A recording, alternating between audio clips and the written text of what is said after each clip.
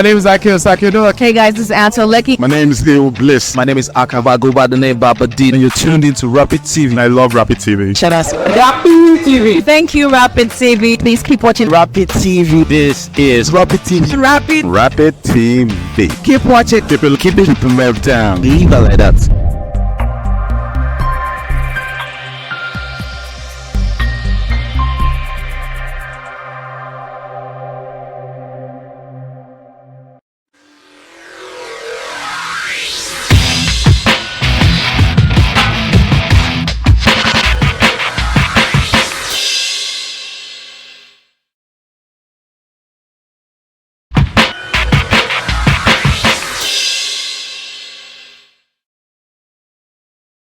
Chineke ukwu ọ bụgo kere elu ka ala anyị na-atụrụ gị mma lekwe ndị bịara nga m ugbu a ọ bụ ndị isi na Rapid telivishọn ha bịara ka mụ na ụlọ bụ mkparịta ụka ka mụ na ụlọ bụ mkpa ife gbasara omenala madachi Chineke ukwu o jiri bịa lejiwala nna m chọ bịara nga m abịagbule m ya nga ịla mkpukpu apụla ya n'azụ ọ bụ ọjị la anyị na-eji anabata ọ bụkwa na ọjị la nna anyị njiri lụọ nwaanyị lụọ nne anyị ọ bụkwa na ya na njiri ga anabata we ọ bụkwa na ọjị la anyị na-eji anabata ọbịa ya na machi Chineke ukwu mkpa abịarụwa ma enyewa ọjị aga wee ta ọjị tata mma anyị ga-eta ọjị tata udo anyị ga-eta ọjị tata ọganihu ọ ga-edoro Abia steeti mma ọ ga-edoro Naijiria mma n'aha nke nna na nke ọkpara na nke mmụọ nsọ. Amen.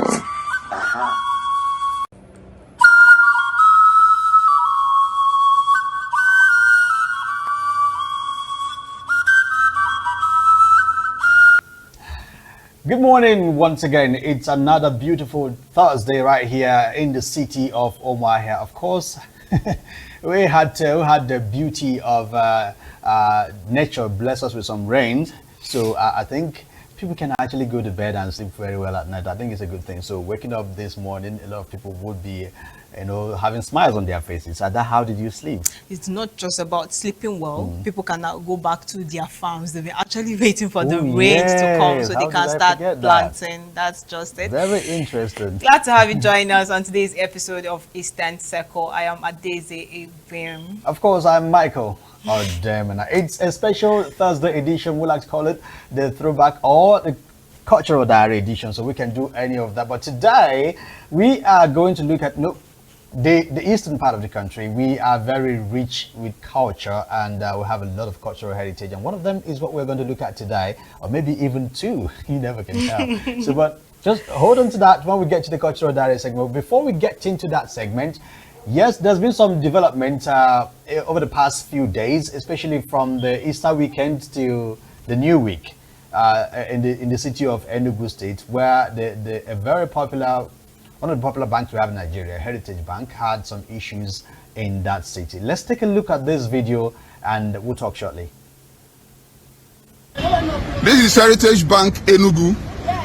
Since Thursday last week till now, all their portals have been shut down. You can see customers stranded. Since Thursday, Heritage customers Enugu had a very bleak Easter celebration. Mobile app shut down. ATM shut down, mobile app shut down, POS transactions, everything shut down. Even now, customers are gathered here for the first post-holidays and still stranded physically. So Heritage Bank should tell us what is happening. They don't have card to open door. They don't have card. Well, you see, they don't have open door. It's my way you die never mind. Whatever I ask every year. Oh, you like it anyway. No, I don't want to come and pay me my money. That's not better. That is where I go. That's why I know people. Madam, until the morning. You can't. It's safe to say that the Easter did not Easter well for the some people that bank with this particular bank. And it was a long holiday. They had Friday, which was a public holiday, Saturday, Sunday, then Monday as Monday, well. and you not being able to access funds for the Easter celebration, it must have been difficult for them. And resuming on Tuesday and coming there, you're not getting any explanation on why you could not access your card, neither with ATM, POS, or your banking apps. I think they should have come out to at least address the people out there waiting for them. Tell them what is actually wrong. If it's something they can handle at the time, you tell them. If it's something that is going to take time, at least when you come out and address, and they will know, okay, we have hope, or we'll be able to access our cash so time or so date. If they have other source to look for cash or look for,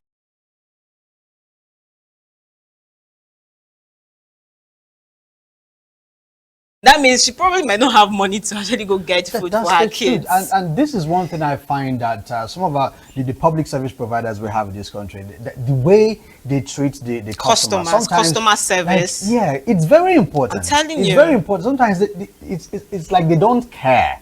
You know, you are supposed to give a human face to your organization. Okay, fine. This is not our style of doing business. This is not us. We are sorry.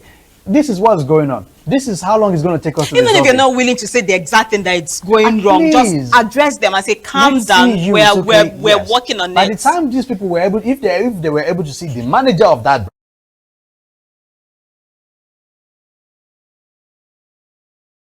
was last week, and the second video was from yesterday, from 2 days ago, sorry. And because the bank Tuesday back again, and then people are here because of what they experienced. Most of them don't want to bank with the company again. They want to take their money back, and then that's why we are having that kind of drama. And this wouldn't be the first time that particular bank is having some similar issues in this country. I think it was somewhere last year when their Benue State branch also experienced something like that, where they were asked to shut down operations because they weren't able to meet up with a particular payment or something they were supposed to remit to the CBN. So, and then that gets me worried. So we have the regulatory body in this country to regulate activities of these other banks. What happens to, we know if you can't handle this, you stay out of business. If you can't do this, we know that we cannot give you license to operate. And then if you do, and then you falter on those things, how do you easily address it so that people who innocently bank with these organizations don't get affected, and then start, it's an issue. It becomes an issue of come today, come tomorrow, and your money is there. And for some people who has just that bank, that's the only place they have their money.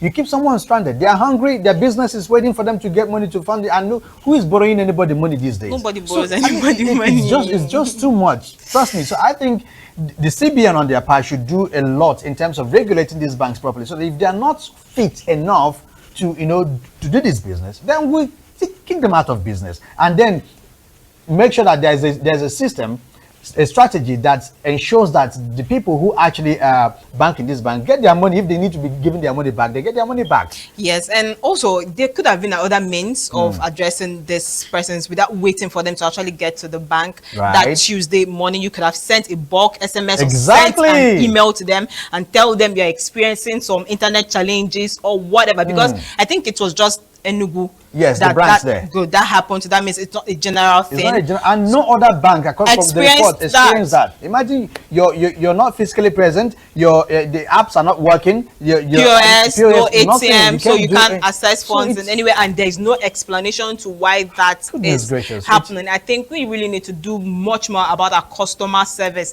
because without those people, you won't be in business. Exactly. If they all decide to take away their money from your bank.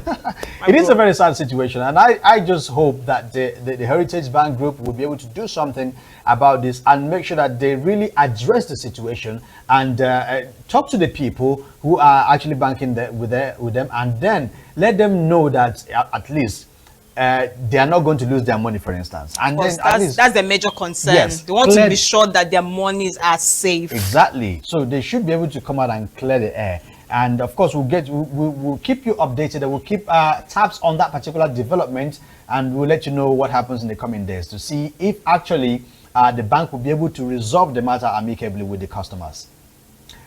And then, of course, that will be it for that. But because it's a Thursday, we are so eager to get into the cultural diary. We go on a quick break, and we return shortly, and then we get straight into the cultural diary for today.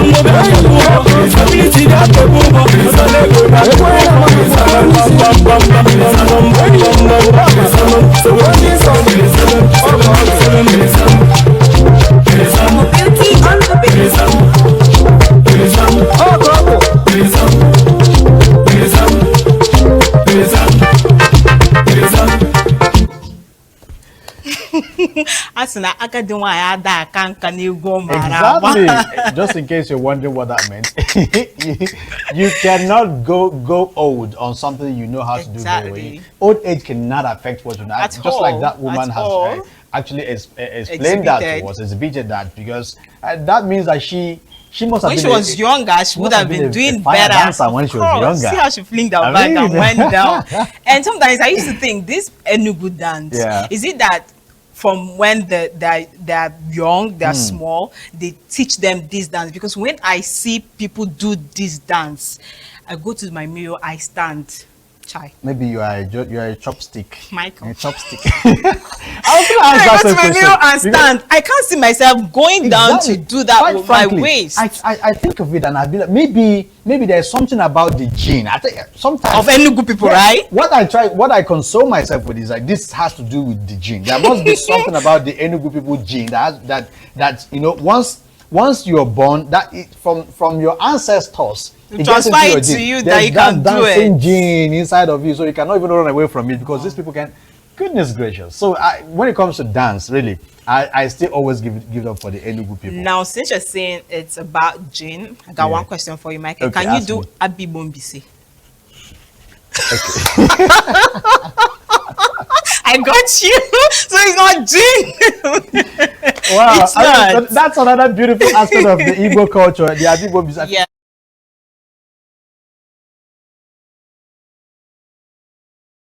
Dance, because these are things that define our culture. As far as Igbo people is concerned, dancing is woven in our blood. Like, except for some of us, some people like me, you know, just exclude me. But Igbo people in general, we're very good with the dancing, and I just can't even dance to save my own life. That's how. Okay, I can dance to save my life. When it comes to that, don't please worry, don't infect me with that. I'm trying. I'm not a very good dancer. But we're not supposed to be saying the same thing, because you're a woman. See, by virtue of being a woman of biology, you're a woman, and you cannot be. I cannot be saying I cannot dance, and you too a woman. Michael, there's difference in just moving my body to tunes. That's what I do. I can move my body to tunes. That's not dancing. You know, when it comes to Abi Bombisi, like I mentioned, there's dance steps to that dance. Exactly. When you come to this Enugu dance, there are dance steps to it. When you come to Egedege, there are steps. When you come to Atilogo, even the half-year war dance, there are steps to this thing. Exactly. So I can just move my body, but I cannot actually get those particular steps you're talking about. I'm talking about Atilogo, just like she's mentioned. Let's take a look at this beautiful rendition of Atilogo dance. We'll be right back.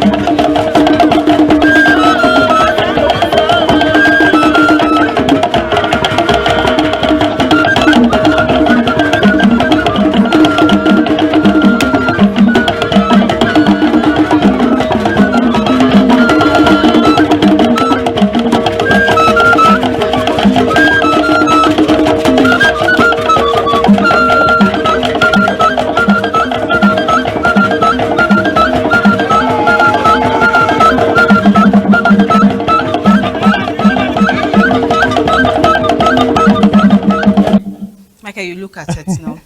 This is not a Oh dance. my You just stand at a goodness. place and you say you're moving your body. You have to move every part of your body from your head to your toe would have to move. And you need to have strength. Like, I'm just like these are guys like me. Yeah, See how their waist is doing. Every part of your body is vibrating. I'm like, what's going on here? You know, but it's all right. Michael, you have to learn. I'd rather Just be a learn. spectator. Learn. It's not Don't bad. worry, but it's not late. Maybe I can still learn by. And I can enroll you. I know where they teach Atilogo. And you have not told me all this why. I'm just telling I'm you. actually eager to learn. Actually, I love dance. You may not really dancing is dance one of to the things I entertain admire people. in You can people. dance in your room to your own, for my own you know. personal pleasure, right? Yes. True. I think I should think about that because, to be frank, see, dancing is something I admire. It's one thing I admire in humans, right? So I love to see people Dance. be able to do it. It's a beautiful art, all right. And then if you have that gift, some people is gift, some people they have to learn, you know. But whichever one it is, it's beautiful, and I think I commend. I would every other time appreciate any dancer that I see, you know. And this is something. This particular one, as you can see, with the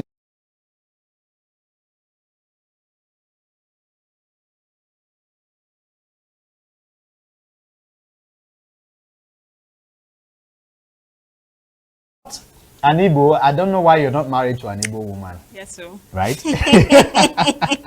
Or married to an Igbo man. Okay, exactly what I'm saying. Yes. Whichever way. So if you are not one, then I wonder why you're not married to one, because there's a whole lot of beauties. I mean, when you talk about the food as well, let's not even get all started with that. So, but it's beautiful. But then, culture, as we know, it's something that we cannot run away from. And one of the things that define the Igbo culture that I feel is kind of going into extinct is the culture of Nwa boy, Eba boy, as apprenticeship, right? As we like to call it. And for some reasons, like I feel it's almost going into extinction. It's almost disappearing. I don't remember the last time I heard someone now send their children to go study someone for years. You know, I really can't remember the last time I heard that. Exactly. People don't want to learn under anyone anymore. They would prefer to raise their capital and venture into the business themselves. And most times, those kind of persons don't succeed. Yeah, that's why we have a bunch of failed businesses and startups, because you have zero idea. No experience. You just go online, Google somebody or YouTube somebody, and they tell you. And you think you have known it all, and then you go, you see. So, but let's take a look at this particular video, because there's a movie recently, Afamefuna, which really tells a larger part of that movie told the story of the apprenticeship in Igbo culture. And let's take an excerpt and see what we can capture from that particular movie. We'll be back shortly. I'm here Lagos for Odogu. Odogu bụ nwoke ama na-azụ afịa n'obodo anyị. Ọ na-ele building materials. Ihe ọbụla ọsị gị mee ka ị ga-eme ebe ọsị gị jee ije ebe ọsị gị eje na ịhapụ ya na n'ife na-agwa gị echefukwana na ngozi ọga gị ga-agọzi gị kacha mkpa karịa ego ọ ga-eji wee nye gị mgbe ịgbachara ya bọị ya bụ jisi ike biko. Why do you have so many men that work for you? Where are the women? Ezigbo ajụjụ. N'omenala anyị, nwaanyị anaghị agba bọị. Iji duo gị, aga m enye gị otu shop na Alaba market. Aga m ejikwe 6 million naira tụkwasị ya n'elu. Ife dị mma dị mma. Week abụọ na-abịa abịa, achịlị nke chinye gị n'aka. Ọ bụrụ sọ na m ga-achinye gị key shop ahụ. Ị ga-abịazi na shop m na-eburu ahịa, ị na-eburu ahịa, ị na-ere, ị na-eburu ahịa, ị na-ere, ị na-eburu ahịa, ị na-akwụnye ụgwọ, a na-ebunye gị ahịa. Ka ngọziziere gị ngọzi nna na-agọrọ nwa. Afamefuna. Ị ga na-eje eje na-abata abata. Ịtụ afịa gị ama nda mmiri. Shop gị agaghị agba ọkụ. Wow. Actually, I mean, watching that movie, it's kind of evoked a lot of emotions, you know, because as far as this apprenticeship is concerned, it's a beautiful thing. But I just have my reservations regarding why, first of all, why I think it's going into extinct, and why it's no longer being valued that much. You know, it's beautiful. The advantages, of course, outweighs the disadvantages. But I feel that, for instance, there is no measurement, there is no control about this over the system. For instance, if you're going to be how do I put it now, that in modern way of doing this thing, there will be papers signed. Say you're going to be here for like so months, you're going to do apprenticeship or internship for 1 year. You're going to be understudying me for 2 years. After which, this is what happens. Yes, and then within this period, if A and B happens, this will happen. So I feel these things are not included in the apprenticeship system. I think that was then. Yeah.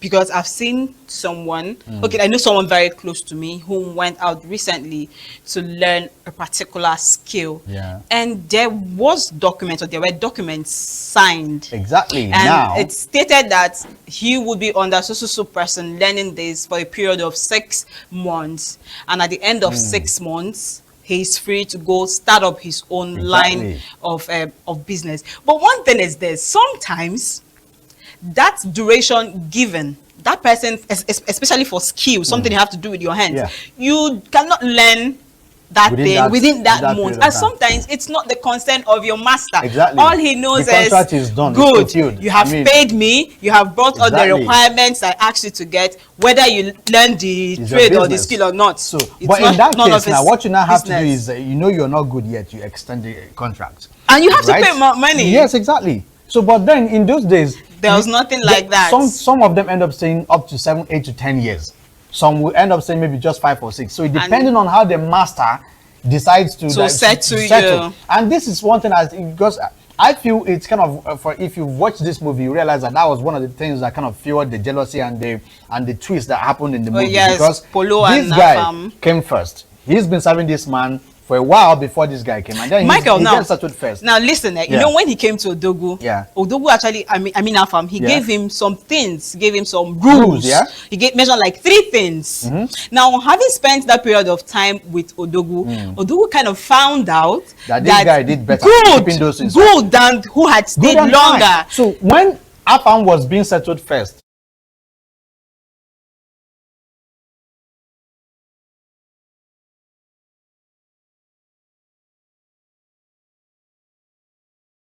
punishing children without letting them know what they did wrong. So you just walked into the room and your mother slaps you, or your father throws something at you, and then you're wondering, what did I do?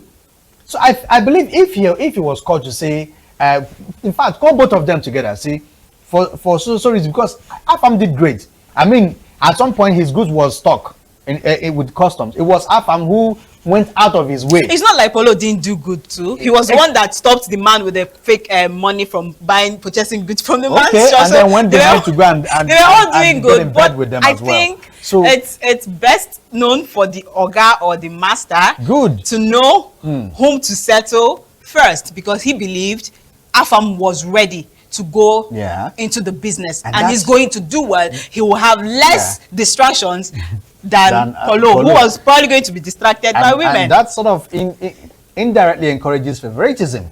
And that's because that is the way Polo was saying it. He was just saying that, okay, my master hates me, he doesn't like me, so why would this guy come up?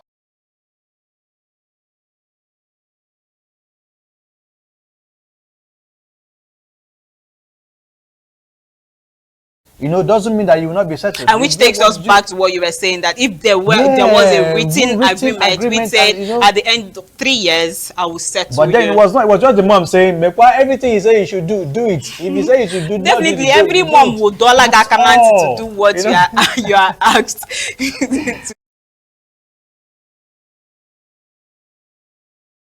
A lot of millionaires and billionaires. Definitely. If you go back and see all the rich or well-doing Igbo men, you will see that they pass through this Igba boy. And then because when you go through that rigorous training, you will not. Most times they live with their organ, not this one that you will come from your house to come to the shop. Just like in this case, you stay in your organ shop. What the Exactly. madam gives you is what you eat. You do all the house chores. You do everything. You see how Oga does his business, how he makes order, how his container comes in, and how he distributes it's a whole lot you learn. Exactly. Business, family, relationship, a whole bunch, and that makes it actually very beautiful. And of course, it's very encourageable. And then it also tells you that we had a lot of more patient people back then, because you cannot do this apprenticeship business without if you're not patient. But whether you are the oga or the apprentice, it requires a lot of patience, which is what we had a lot. But these days, I think with the patience thing. We're not very patient people these days.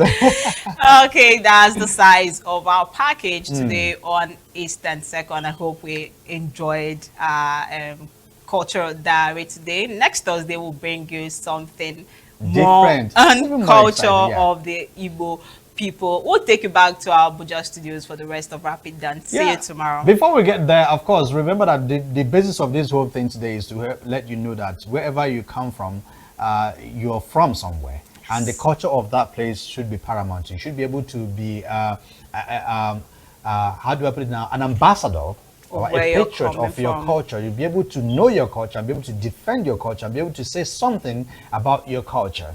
And so that you will not be like this particular guy who said he has learned how to speak Igbo. And this is exactly what he ended up speaking as Igbo. Let's take a look at this video. Finally, I don't learn Igbo.